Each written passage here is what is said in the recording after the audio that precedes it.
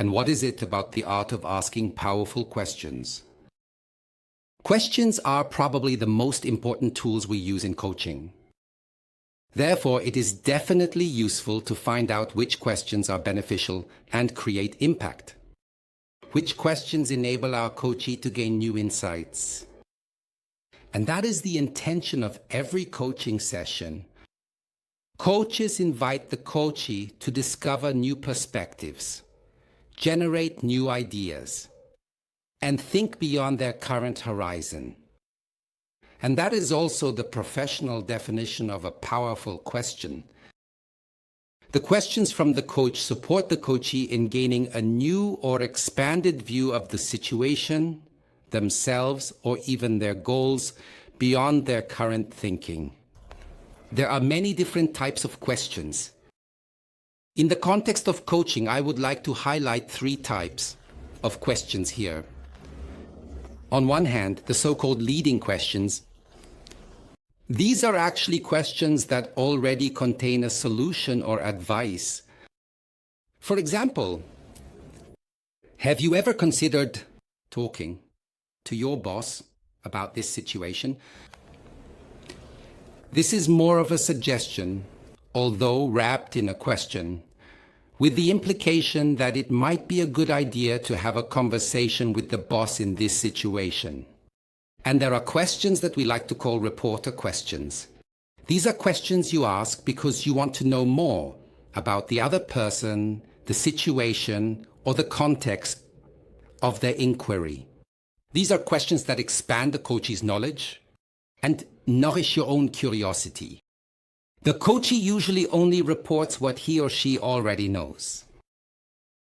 And there are coaching questions. These questions are carefully crafted by the coach, key, with the intention that the coachee can expand their current thinking. So every question we ask has an intention. You can ask a question simply because you are curious about something, or you ask a question to give your counterpart a gentle, slightly hidden hint towards a solution. Or you ask a coaching question to support your coachee in their growth. Thus, questions are always invitations to our counterpart to think in a certain direction. If I ask you, what did you do yesterday? You will most likely think back to yesterday and tell me one thing or another about what you experienced. With my question, I directed your attention to your experiences from yesterday. Or I can ask, where would you most like to spend your next vacation? Most likely, you will start talking about a country or a place you really want to visit soon. Of course, these invitations are not always accepted. Sometimes we get responses from the coachee that we think have little to do with our question. Or coachees return the question to us, have no answer, or simply do not want to answer the question. Thus, coachees also have a choice and can decide whether they want to engage with our questions or not. But what helps us as coachees to decide which questions are useful and effective? The model of the 4 quadrants can be helpful in this regard. This simple model of the 4 conversation quadrants helps us navigate through a conversation. Every conversation can, somewhat simplified, move in 4 dimensions. In quadrant 1, we talk about solutions for the future. This is the quadrant of the desired future. In quadrant 2, it's about solutions in the past. How did the coachee manage to overcome similar challenges in the past? Quadrant 3 deals with the problematically experienced past. And in quadrant 4, we would talk about how it would be if the whole situation got much worse. So if we now see questions as invitations, we can make conscious decisions. We can consciously invite our coachee to mindfully explore a specific quadrant. What are your best hopes for the outcome of our session? Is a clear invitation to the first quadrant. there is a high chance that the coachee will start talking about their best hopes. Here we invite the coachee to explore their goal landscape and to discover further details within it. But if we ask, for example, what is the worst that could happen, then our counterpart will begin to imagine how it would be if the whole situation were to worsen.